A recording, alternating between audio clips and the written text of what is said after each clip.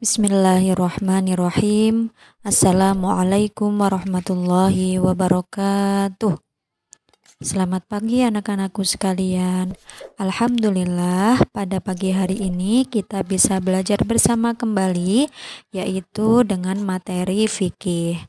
Dan judul pada hari ini yang akan Ustazah sampaikan yaitu tentang tata cara membersihkan diri atau beristinja. Dalam kehidupan sehari-hari, kita selalu berhubungan dengan kebersihan diri. Menjaga kebersihan diri itu penting, karena kebersihan diri adalah cermin dari kesehatan. Dalam hadis Nabi Muhammad SAW dijelaskan bahwa kebanyakan siksa kubur berasal dari istinja yang salah atau membersihkan diri yang salah. Nah, agar tidak salah beristinja, mari kita mempelajari dengan sungguh-sungguh ya.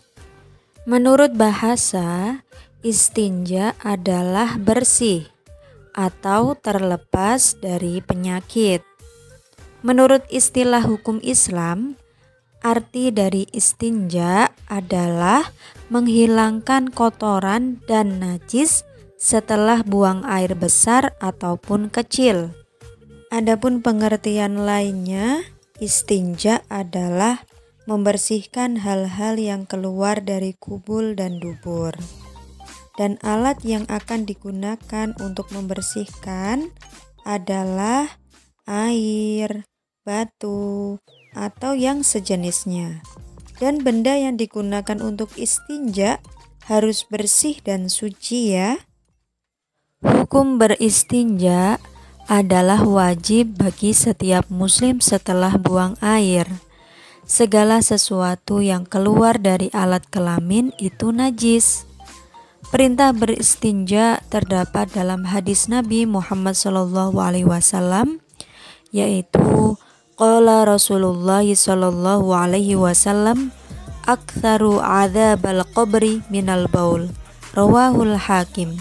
Artinya, Rasulullah SAW bersabda, kebanyakan siksa kubur adalah bekas dari air kencing.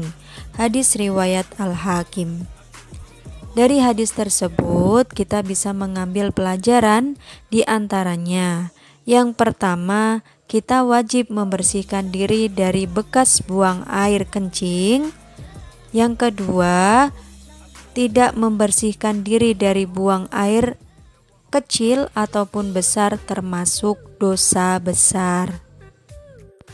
Adapun etika buang air kecil atau buang air besar dalam Islam diantaranya, yang pertama, tidak buang air kecil ataupun besar di sembarangan tempat. Rasulullah SAW melarang orang yang buang air kecil ataupun besar di air yang tidak mengalir. Rasulullah SAW juga melarang buang air kecil ataupun air besar di tempat berteduhnya manusia, seperti pohon-pohon atau gardu-gardu. Kemudian Rasulullah juga melarang pula untuk buang air kecil ataupun besar di lubang-lubang tanah dan pohon-pohon kayu. Adapun etika buang air kecil ataupun air besar yang kedua adalah tidak terlihat orang. Rasulullah SAW melarang orang yang buang air kecil di tempat terbuka. Karena apa? Karena untuk menjaga kesopanan dan juga menjaga agar auratnya tidak dilihat oleh orang lain. Dan aurat laki-laki adalah antara pusar dan lutut, dan aurat perempuan yaitu seluruh tubuh kecuali wajah dan telapak tangan. Adapun etika yang ketiga adalah berdoa sebelum masuk kamar mandi ataupun WC. Kenapa kita harus berdoa? Karena tempat semacam kamar mandi ataupun WC adalah tempat yang disukai setan. Dengan doa tersebut, kita memohon kepada Allah agar tidak melakukan perbuatan dosa selama berada di toilet ataupun kamar mandi ataupun WC. Etika yang keempat adalah menghindari bercakap-cakap di kamar mandi. Rasulullah Shallallahu Alaihi Wasallam melarang kita untuk bercakap-cakap ketika di kamar mandi dan juga melarang untuk bernyanyi-nyanyi di kamar mandi. Etika yang kelima adalah membersihkan air seni atau air kencing. Biasanya membersihkan air seni atau air kencing itu sering diremehkan ya. Padahal menyepelekan kebersihan diri dari air seni atau air kencing hukumannya sangat berat, yakni siksa kubur. Apa yang harus kita lakukan yaitu membersihkan air seni atau air kencing dengan benar ya. Yang pertama adalah cucilah air seni atau air kencing dengan memakai tangan kiri. Kemudian menyiram kemaluan dengan air, lalu bersihkan dengan tangan kiri. Pastikan tidak ada lagi air seni atau air kencing yang tersisa ya. Sebelum kita melakukan istinja, kita harus memastikan dahulu tersedianya alat istinja. Di antara alat istinja yang biasa digunakan adalah air, tisu, kapas, dan batu.